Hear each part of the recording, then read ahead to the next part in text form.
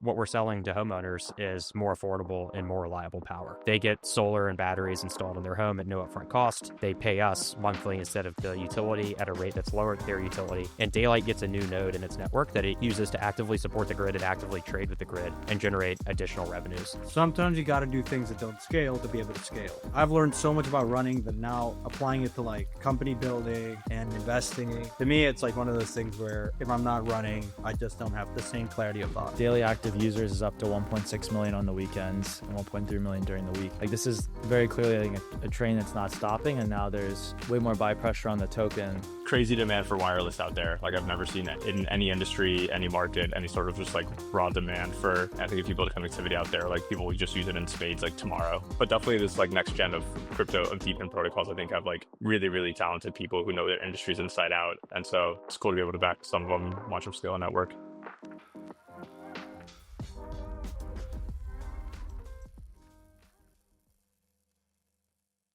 For everyone that doesn't know, Sal's Mahesh's partner, co-founder of EV3. So he's joining us today for another episode of the DePIN Roundtable. Guys, before we jump in, I want to talk about running, marathon training. So I know Jason and I have recently talked about, I think it's his first marathon in January. I'm running my first one in end of October. So it's coming up here in Lisbon. And then I've seen Santi posting just absolutely ridiculously quick times on Twitter, although it's always in like kilometers and kilometers per hour. So I have to put it into ChatGPT and translate it. But yeah, Jason, what's that process like for you? And then Santi, I'm curious, like if you're training for anything or if you just kind of try to stay in killer cardio shape, and then I'll share my journey as well. Cause it's good, man. It's been a journey. It's been fun. I've done a half, never done a full. So, training is going to be a lot of fun. It's going to be a lot of miles. We actually start the official training program next week. So it's just been, many months of just base building and running. Actually got some new training shoes yesterday. So, fresh kicks, feeling good. Yeah, just a lot of miles. What shoes are you going with? So these I just picked up the New Balance Super Trainers, the Trainer V3s, for training. I haven't decided on a race shoe yet. I previously have run a lot of miles in the Brooks Hyperion Max, which I like. But we'll see. I'm not sure super shoes make as much of a difference for me as they do for you though. Yeah, I am training. I do the New York Marathon every year. Nice. Really, I actually got into running when I was at JP Morgan, like investment banking analyst. You join and then you see like the 2-year analyst and the associate, and you're like, there's two paths here. I either stay in shape or become morbidly obese and shorten my lifespan by 20 years. And I definitely decided to stick to the former.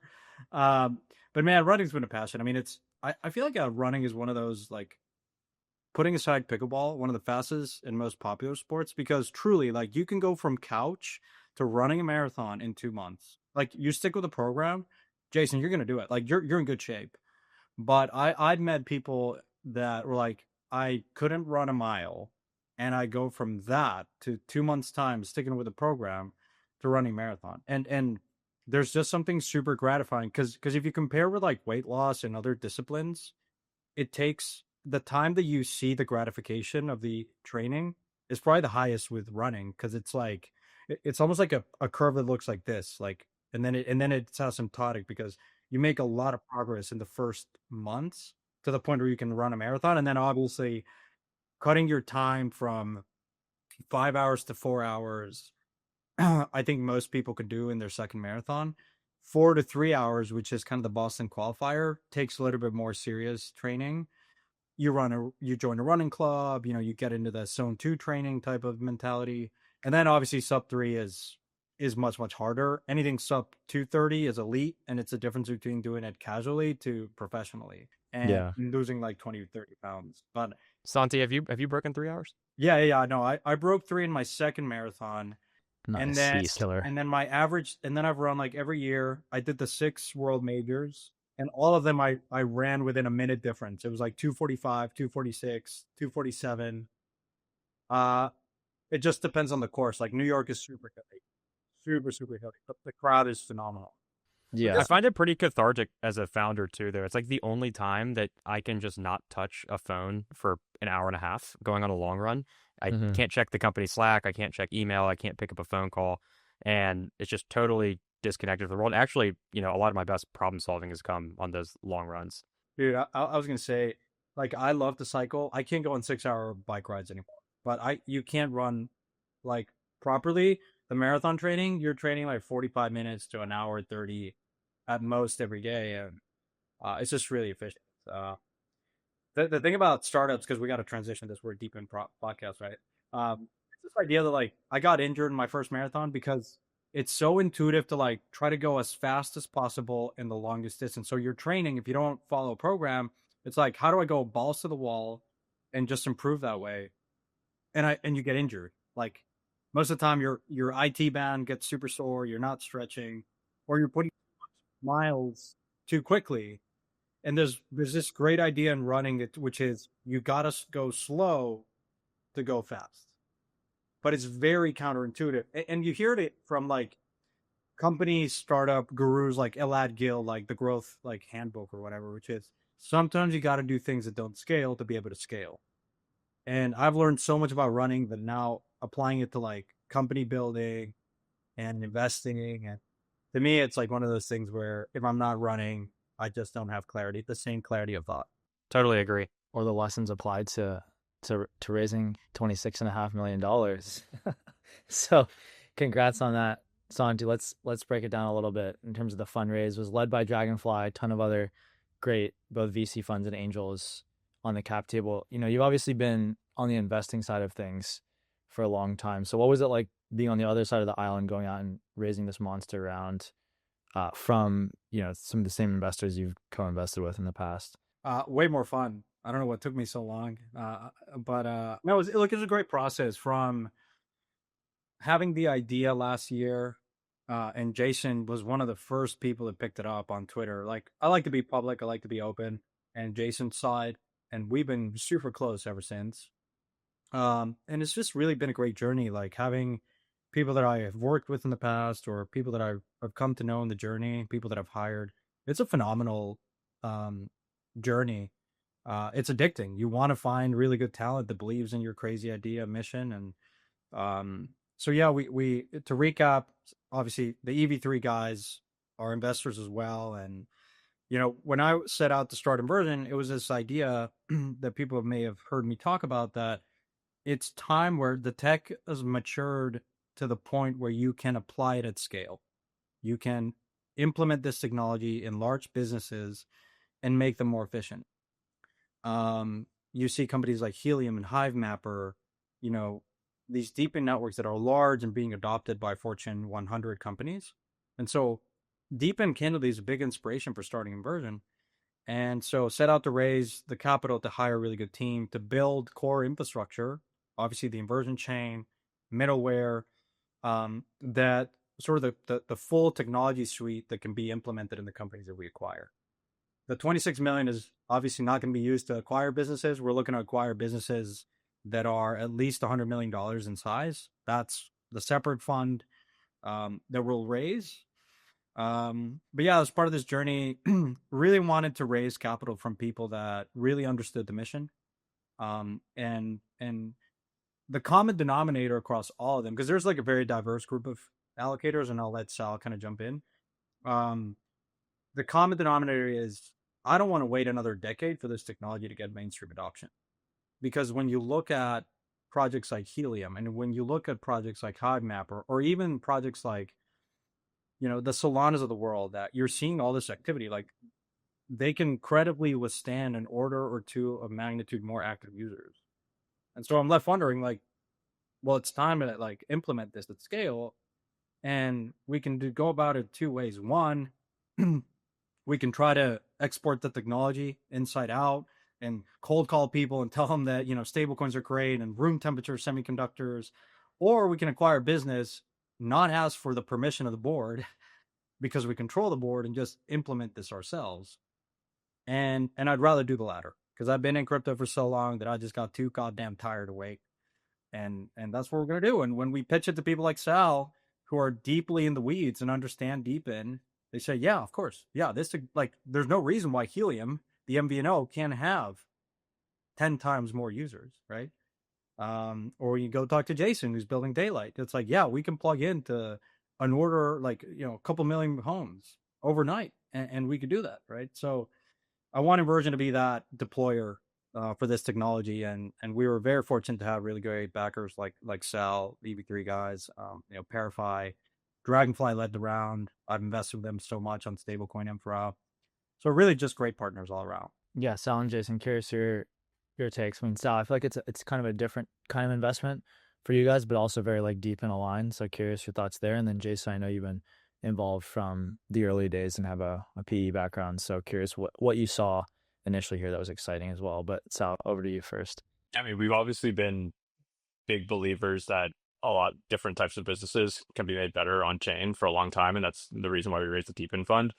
Um, with Inversion specifically, I mean, they're clearly taking a very different approach than other people through this control aspect, and I think that takes like an unusually long time horizon and unusually big ambitions and unusually like breadth of different skills in terms of acquiring businesses, running them, financing them, building crypto infrastructure that like very, very few people have. So yeah, when we had known Santi for a bit on different DePIN projects and co-investing in Daylight and other things, but uh, it was clear even the early people who's bringing around the table were going to get it done. So super excited. I think that there's a lot, many decades left of work to do for Inversion, but we're excited to be along for the ride. Yeah, I think what was super compelling to me is, as you think about investing as a practice, like the most successful investors in their best investments have a unique insight that no one else is paying attention to. And it's that unique insight that unlocks a substantial amount of value. And it has to be unique, because if it's not unique, it's consensus and it's priced in.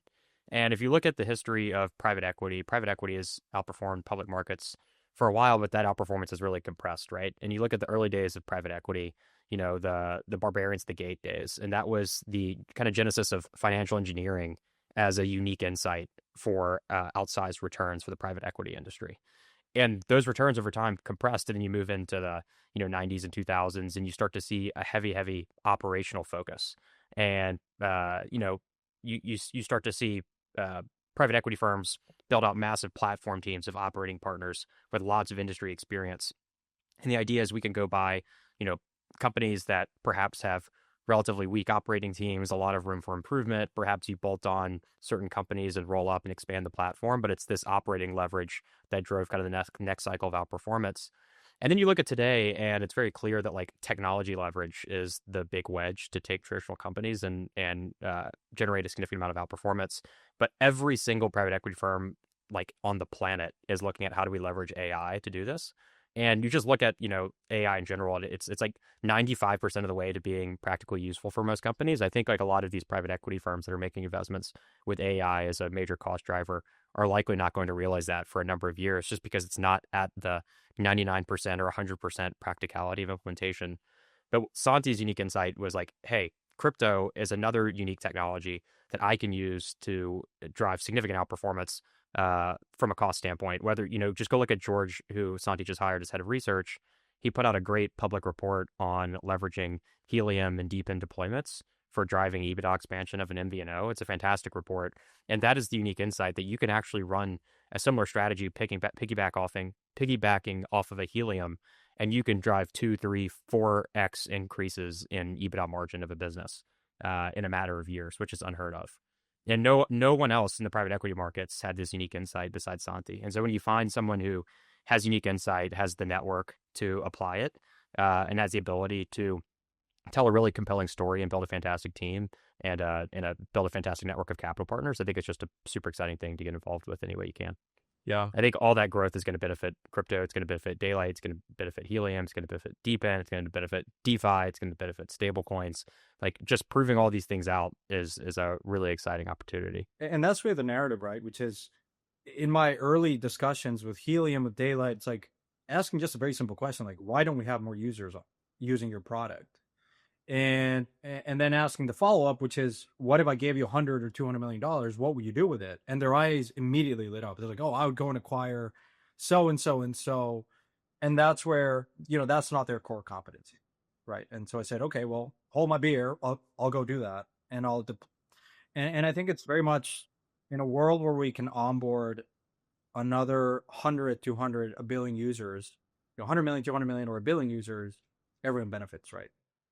Because then you route to the best project, We're going to plug in Daylight, we're going to plug in Helium, and we're going to plug in maybe Hivemapper, and other projects that are building in the space. And so, of course, all the DeFi infrastructure. The beauty of this technology, it's composable, right? And it's very, the connectivity layer between chains is improving. And so I think this idea of like chain loyalty goes away, right? When you have the user not really caring how you route the order, but they're feeling the impact. But we don't want to lead with ideology. We want to lead with business logic. And that's sort of the insight when we've talked to in this, like, we've been a part of competitive processes where we've looked at businesses and, the sell side banking team and the management team that, you're talking to about acquiring the business, they want to know what you're going to do with the business, right?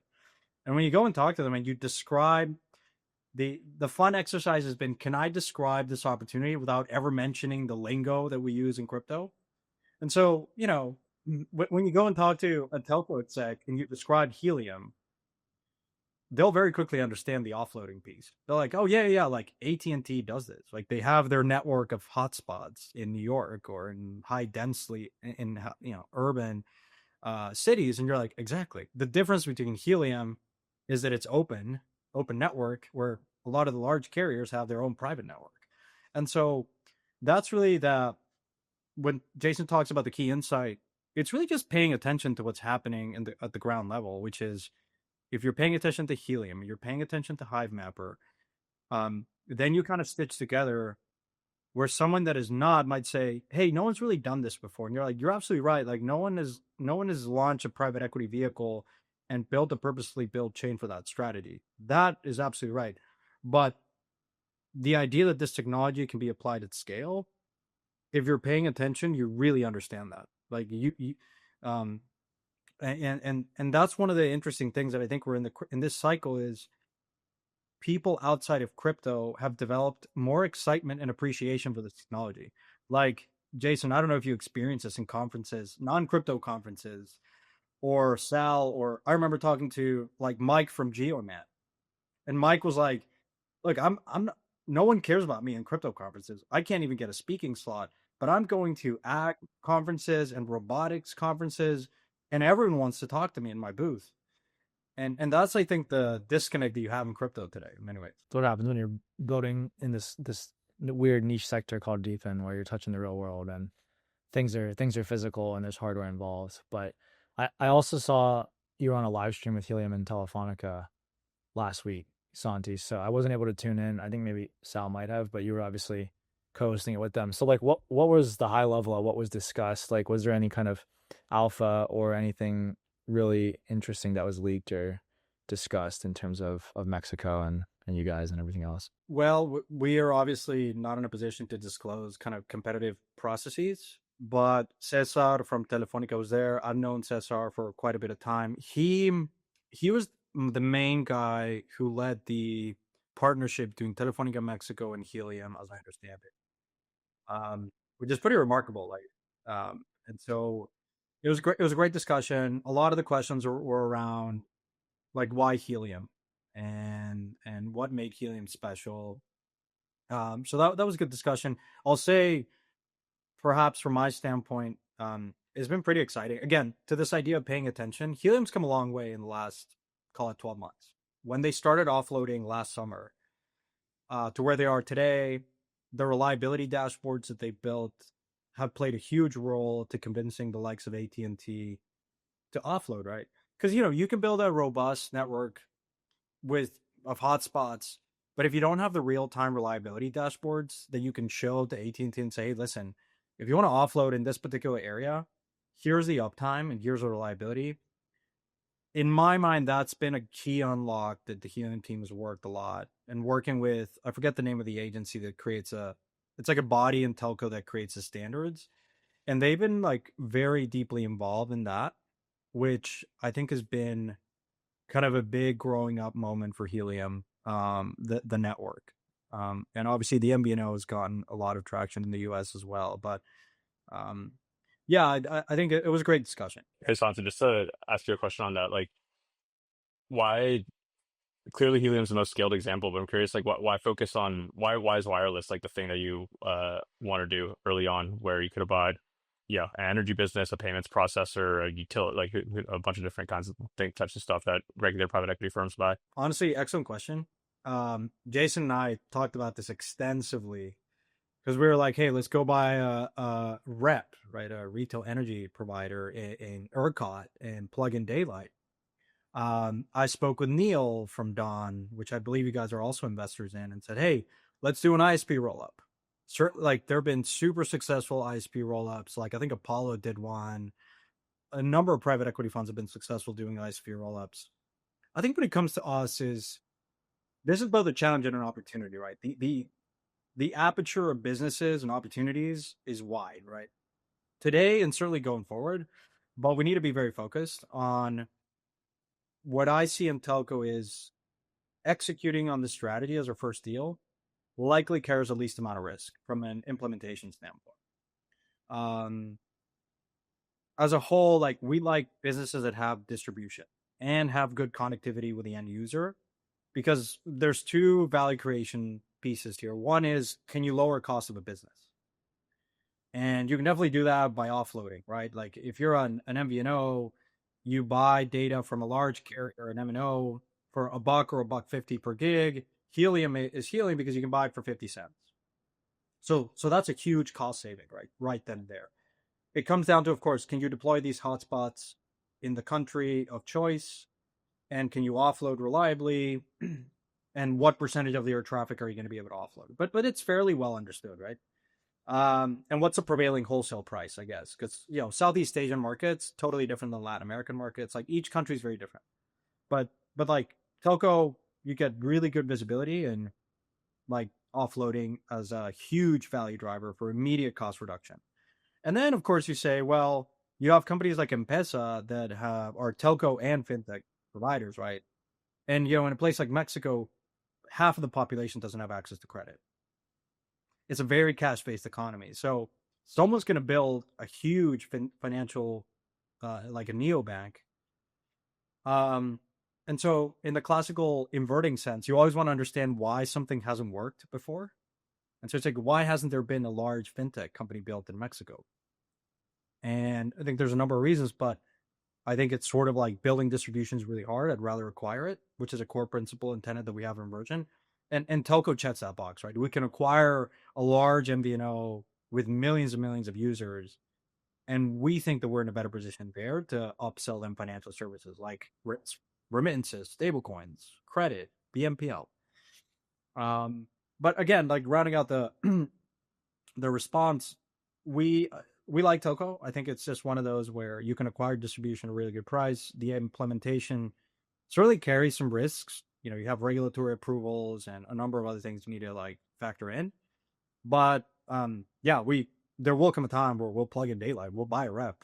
We will do an ISP roll up. We need to be very focused, right? We're a small team, and but we're evaluating opportunities in other sectors too, right? And it's just going to come down to the price that we pay, the specific opportunity. Also feels like Helium's just very far along in terms of serving big tier one customers like AT&T, having those integrations plugged in, having kind of data offload and revenue flowing. So like you can kind of see that there's a lot of steps in the path to plugging something like Helium into an inversion acquired portco if you started in wireless. Jason's will fill in because we spend.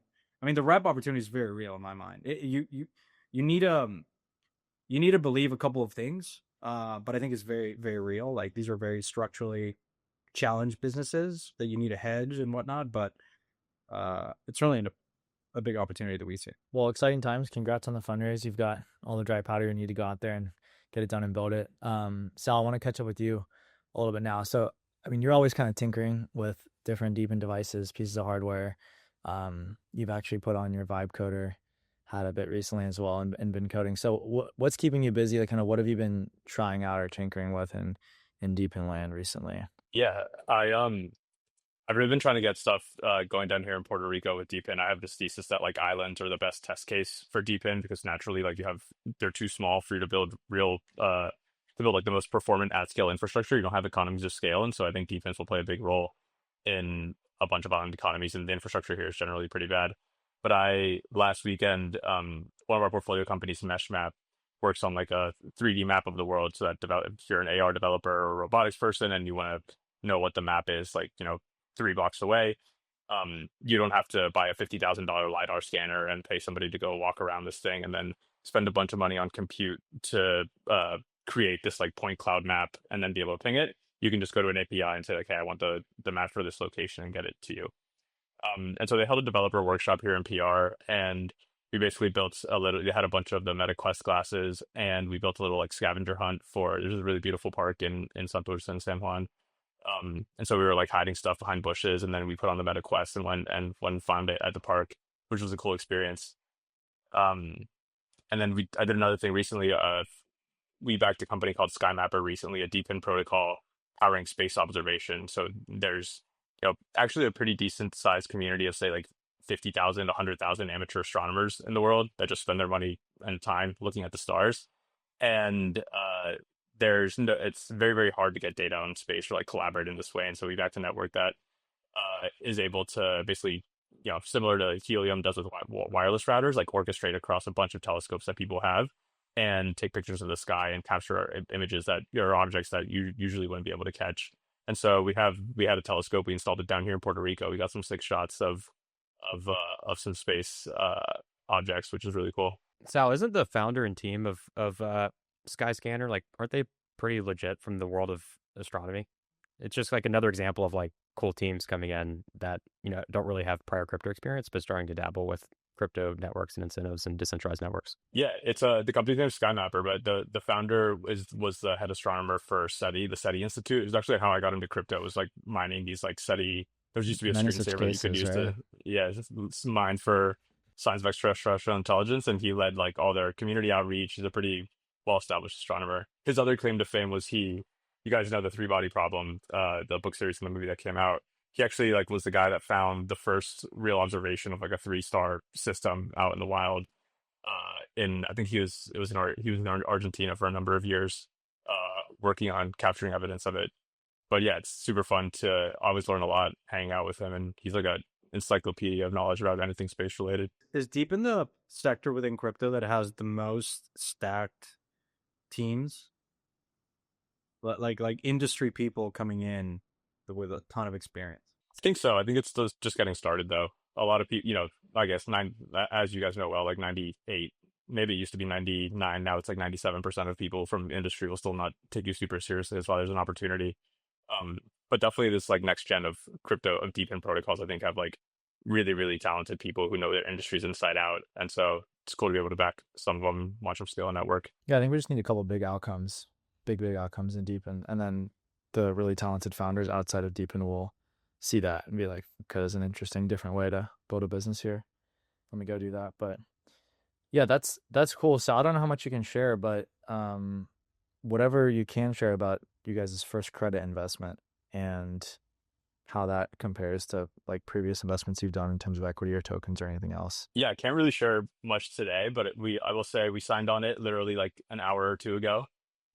We have, like infrastructure needs to be financed in really creative ways. And it's clear that like one tranche equity funding, which is what DePIN has done to date, is not going to work. The way that both of these guys are structuring their companies is like a testament to that, where you have fund capital and then maybe leverage in the case of Santi at the underlying portfolio company level. And also like on-chain lending in protocol mechanisms for daylight. And so we've done mining investments before. We've done obviously venture investing before. Done a lot of liquid token investing. Credit is something that frankly is new to us, not new to Mahesh at Apollo, but new to us. But we think there's really, really compelling opportunities to help scale these networks. Like the first, the way to bootstrap these networks, you need hardware outlay. And it turns out this hardware like is actually valuable for a lot of different ways. And it doesn't carry venture risk to go out and buy wireless routers or batteries or solar panels. And so finding more creative ways to finance it is like, I think going to be an increasingly common pattern of what the best founders do. And so luckily it's with a company that like we're really close with and we know well. And so we were able to get our heads around doing our first credit investment, but something we hope to do more of over time. Okay, that's awesome. And then Jason, catching up with you, it was probably a couple episodes ago now that you guys did a rebrand, but I didn't see enough buzz about it on Twitter. So I wanted to I'm going to screen share the website and just maybe take us through like what was the inspiration behind the rebrand, the purpose of it, and how does it kind of reflect your vision for the company going forward? I wouldn't say like there was any real reason behind it other than we're about to start making a lot more noise and shipping a lot more products. And, we want to have a brand that reflects the ambition of what we're doing at Daylight. Energy for a long time has been an industry, I think, similar to finance before kind of the fintech evolution of just like boring, kind of old, large legacy businesses serving that market.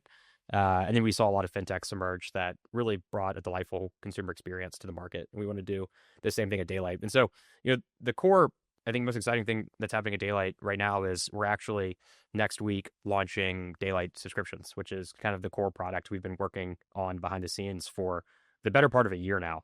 A lot of pieces we brought together, a lot of partners we brought to the table. But the idea behind energy subscriptions is that as far as DePINs go, Daylight is among the most, and perhaps maybe the most, capital intensive of all. Building distributed power plants is incredibly capital intensive. You're not going to scale this network the same way you scaled Helium. You're not going to scale this network the same way that you scaled HiveMapper. And I think that's one of the biggest learnings we've learned over the past few years. We naively first approached the market with a kind of a naive, Helium for X, and have evolved very much into our own style of network building. Energy subscriptions basically remove the capital intensity from the hosts. So basically, hosts, in this case homeowners, can subscribe directly to Daylight. When they subscribe, they basically switch their default utility payment to a payment to Daylight at a rate that's lower than their local utility, that's locked in for many, many years. So there's no inflation. And it comes with a backup battery that's oversized that ensures they have reliable backup power at all time. So basically, what we're selling to homeowners is more affordable and more reliable power. They get solar and batteries installed in their home at no upfront cost. They pay us monthly instead of the utility at a rate that's lower than their utility. And Daylight gets a new node in its network that it uses to actively support the grid and actively trade with the grid and generate additional revenues. Uniquely, this kind of third-party owned model for solar financing has existed for a number of years, where effectively another company will own your solar panels and you can purchase the electricity from them. The big innovation at Daylight is we're the first company to launch a model with an oversized battery integrated with the solar panels by default. So there's no additional cost to the homeowner for the battery at all. The battery comes standard. It's oversized. It gives that protection to the homeowner, whether it's weather outages, power outages from the grid, whatever it may be, they have that backup power. And then we use that battery to generate outsized returns on our investment by trading with the grid rather than relying solely on the customer's payments for the electricity generated by the solar. So energy subscriptions are launching in Massachusetts and Illinois next week, and we'll be ramping this up to several other states in the coming months, but super, super exciting. Super cool. I mean, it sounds like a no-brainer from a homeowner's perspective, and it's interesting because then you own those assets on the edge. What's the plan for like achieving density of distributed energy resources like in an area, or do you not care that much about that? Like, what's the go-to-market look like? Density is important, but you can think about it on almost like a utility by utility, state by state, grid by grid level. Our origination strategy is kind of twofold. We actually embed our financing product directly with other solar companies. So we already have a number of solar companies that are going to be integrated with Daylight and using Daylight to finance projects that they are originating directly. So that's super exciting. They're going to be using crypto on the back end, incentives on the back end to finance these projects. And then we originate directly, and that's where the DePIN model, I think, comes in a really interesting and unique way.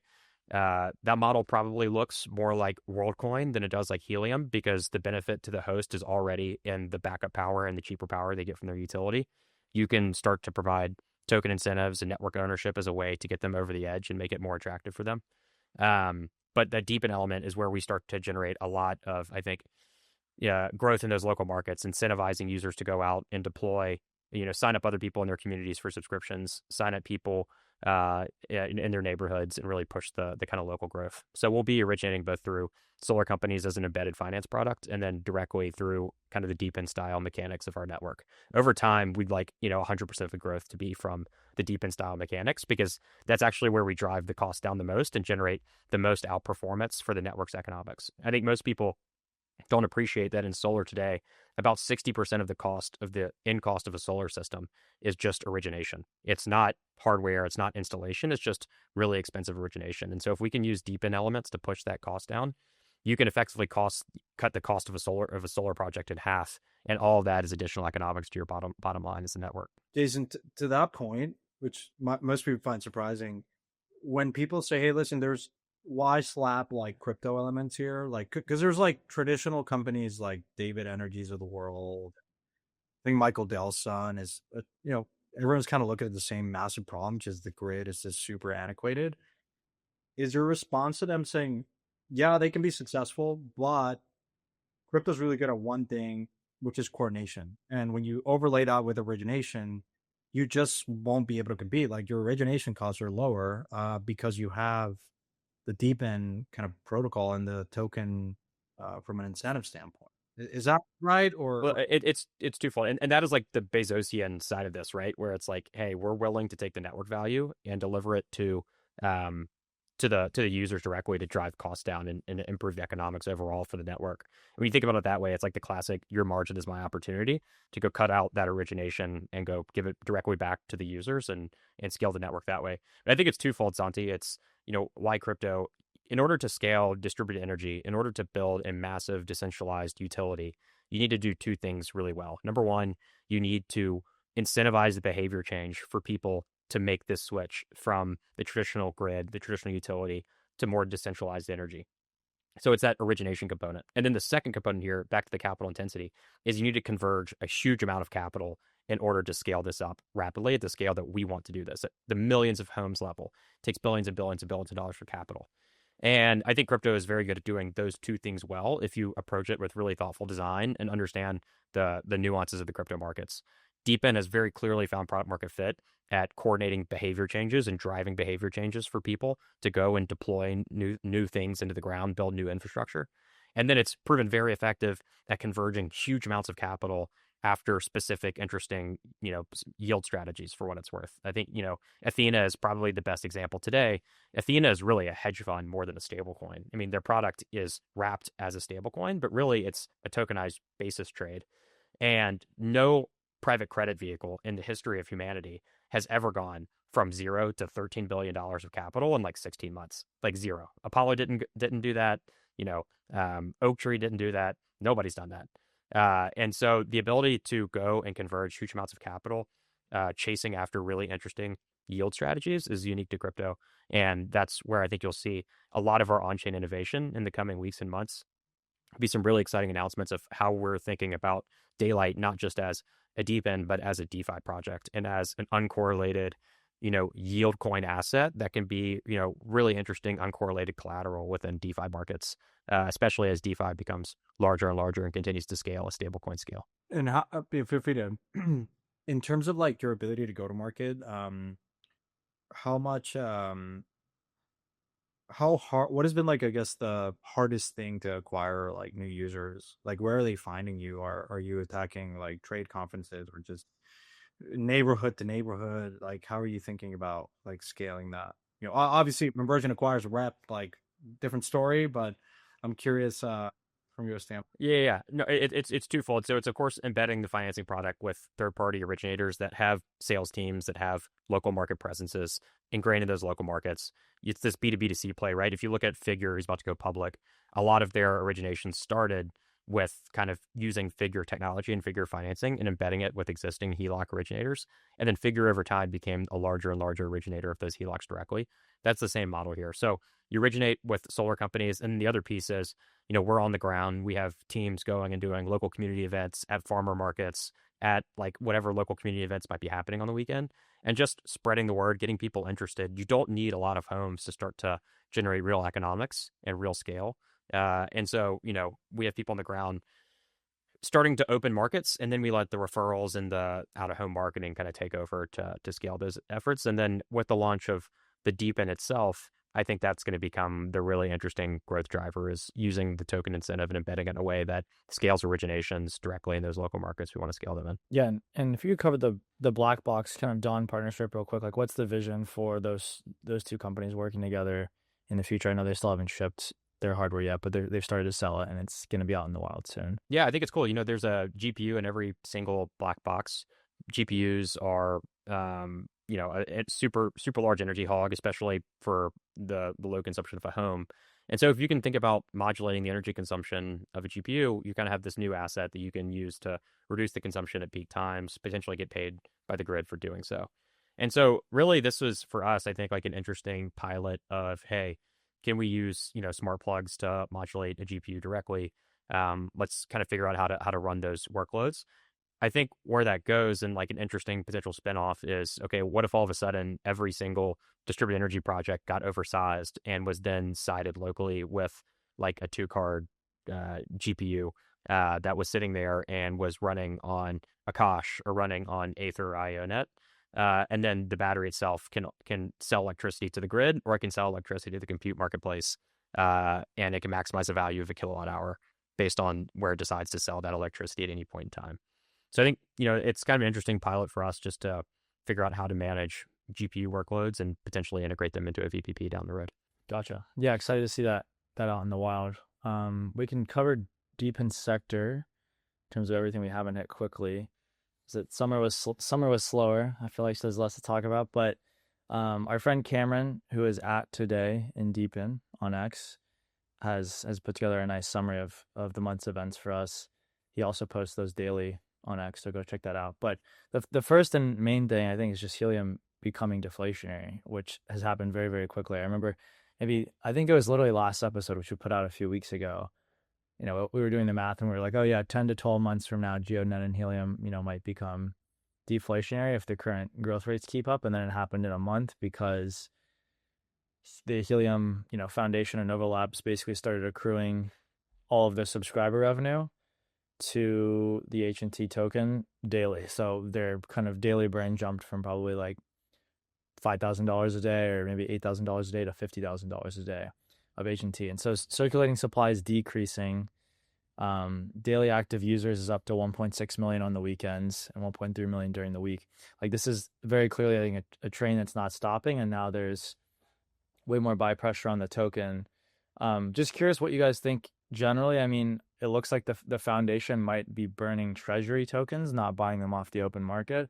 So there's less of like a, I don't know, price impact. But what do you guys think about this? I kind of think it's history in terms of DePIN and the first deflationary DePIN, but curious y'all's thoughts. Sal made a great tweet the other day, a great poll where he asked what drives token value from like a fundamental standpoint. I'd love to hear what the results of that poll were, Sal. Yeah, it was basically buybacks over burns. Like, people are very focused on buybacks moving the market, I think, over permanent long-term burns, which gets to Connor's point around yeah, I personally, I'm a little bit off from the market in this perspective. Like, I think the short-term take is like, yeah, these tokens are coming off the balance sheet, and so they're not a true like open market buyback. I think longer term, it's like this is like the 50th signal that was gotten from the Helium team over the past like 8 years now that they really want to drive all the value to the token, and they've been extremely consistent in that over time. So I think like this was obviously a worry that a lot of like we saw a lot of institutional investors both last cycle and this cycle have with Helium. It's like, if MVNO businesses like, what's stopping Helium Mobile from selling to inversion, or selling Nova Labs selling to inversion versus driving value to the token? And this for me is just another signal that the team's number one priority is to have HNT be the center point of the ecosystem and benefit from every gigabyte of wireless traffic that goes through it. So I view it as really marginally positive, and it's just more transparency there. As we've written before about all these different levers that move with Helium economics. There's like the halving that just happened. There are there's like off-chain economics that Nova Labs has, which they're now passing through to the network. There's the actual ownership of who owns equity in Nova Labs and how do they get exposure to the token. And there's this question of pricing of like what's the actual wholesale market pricing that's happening that customers are buying this traffic for versus what's being temporarily subsidized by the venture capital on Nova's balance sheet.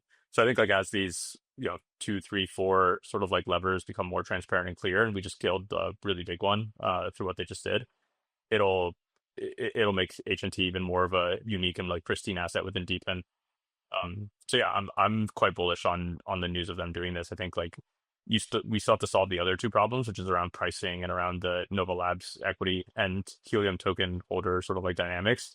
Um, but I think there's really good signals that those things will be solved over the next 6 months. Yeah, and even if the like equity entity versus tokens, merger or acquisition doesn't happen immediately, like I think the economic effect is the same, at least right now. Obviously, they could stop this at any time, but like the burning tokens that they have on the balance sheet out of existence because they're willing to direct value towards the token, and they're kind of stating that they have a belief in that. So I think that kind of accomplishes some of the same things that an equity token merger would. Obviously, it's not as permanent, and they could stop it at any time, but it's definitely a good sign for sure. I mean, I also like Dylan's tweet here. I haven't checked his math, but I'm sure it's right around FTV over revenue. It's now like a 25x. That's like a TradFi multiple. That's not a crypto multiple. So I think really good to see there. Yeah. Anything else you guys are thinking? Or I just want to double click on this one. So do you know how much they have in treasury? I don't actually. It's a good question. You should probably. I guess we could find that out, right? I mean, we could have them on, but the wallet where they're burning and they're sending to the zero contract to burn. I'm just curious about like the size of the treasury and. They have the burn and mint, Santi, so they actually don't like the tokens get reminted out until they hit the cap on. So it's not like that. They are net burning tokens today, but it recently just started happening. I want to say like in the past 6 months was like when they hit the net emissions cap. Because before that, in order to increase the runway of incentive emissions that they had, basically like the burns up to a cap would get recycled back into miner rewards. So I don't think it's super large, basically, if you take the cumulative amount, just because they only recently hit that cap. Yeah, that makes sense. Yeah. When do you guys think the market wakes up to this? I mean, there's just every time we record, there's more bullish developments for Helium, and the token's kind of just been slowly bleeding. What do you think needs to change? Been asking myself that 3 years. Same. It's not just the DePIN phenomenon for what it's worth. Like, go look at Maker. Maker hype and pump, obviously doing buybacks. Maker to this day, like on a multiple basis, you're like, okay, clearly the market doesn't appreciate the fundamental story here. We'll see. As TradFi comes in and you see more people pay attention, like equity coverage as we get more public companies. Or imagine, I can't wait for a large Fortune 500 or 100 company to say, hey, look, earnings increased by, profitability increased by 10%, 20%, and it was because of a DePIN project. Like, do you think that happens the next 5 years? I think so. For sure. Or we'll just buy them out. You could just buy them out if not. Yeah. Sal, when I said someone, we'll buy them, we'll take it private. Someone, yeah. And we'll tell the market that we cut down cost by 50%. Snip, snap, snip, snap. Yeah. I do think there's a bit of a window of opportunity here, though. I do think there is a discount for the market if, number one, your buyback program is not really enforceable through code, which this one is not, right? This is just the Nova Labs deciding that they want to do this to promote the token. And I think that's a fantastic thing. And number two, to your point, Connor, and to Sal's tweet, this appears to be more treasury tokens being burned versus tokens removed from circulation. And I've always been a proponent. There was a post from the placeholder team like years and years ago about like stop burning tokens. And I think it's been like super underappreciated by the market of just like everybody's like burn, reduce the supply.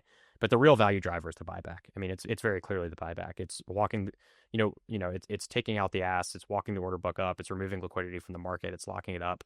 That's the valuable component here.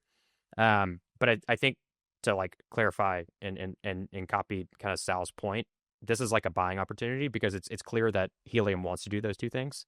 They want to make economics enforceable to H&T, and they want to move to, all revenue goes to buy back tokens off the market, not purely just burn.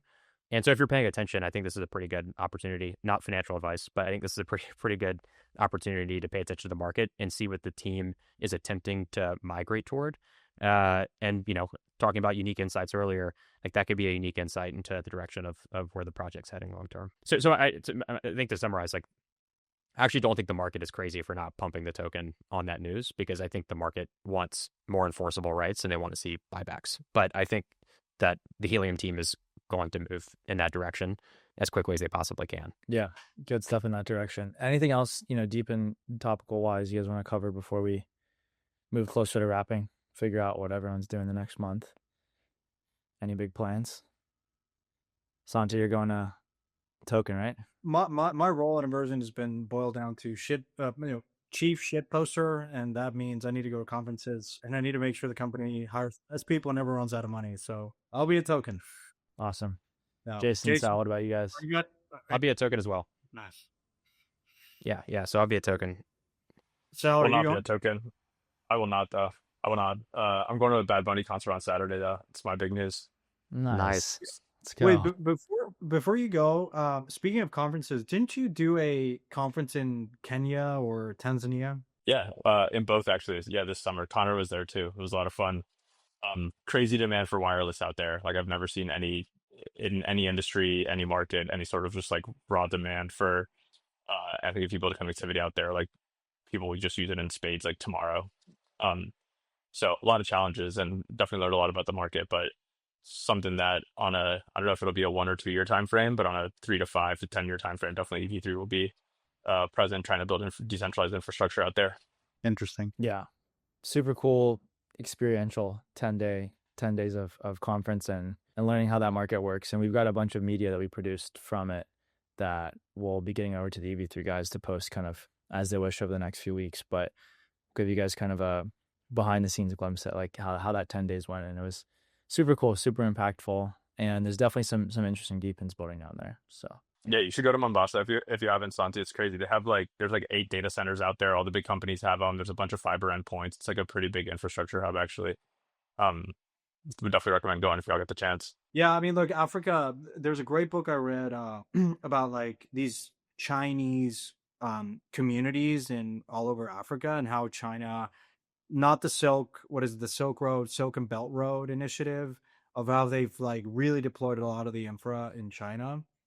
But again, it's by like Africa by no means is like fully developed, and there's just a lot of gaps in connectivity and infrastructure. So yeah, I guess like if someone's listening, it's been in crypto for a while. It's like, guys, like I've heard this narrative of banking the unbanked and going to places where there's no infra, but maybe this time is different. But I do agree with you. Like there's just a lot of opportunity there that I think if you're a deep in project, it sort of is worth paying attention to. Yeah, nobody talks about Jambo nowadays. This is a crypto phone company. They sell like 500,000 phones a year in Africa. It's pretty impressive. I was a seed investor there and then followed up, but yeah, it's pretty impressive. I mean, Alice and James kind of grew up in the DRC, which is I wouldn't recommend anyone going to the DRC, but they have a lot of insight into Africa. When I met him for the first time, it's like, yeah, I can see again. Going back to why telco makes a lot of sense. You want to onboard 1 billion users, most likely it's going to happen through telco, not through, MetaMask, as much as we love MetaMask. cool, guys. Well, thanks for jumping on again. Great catching up with you all.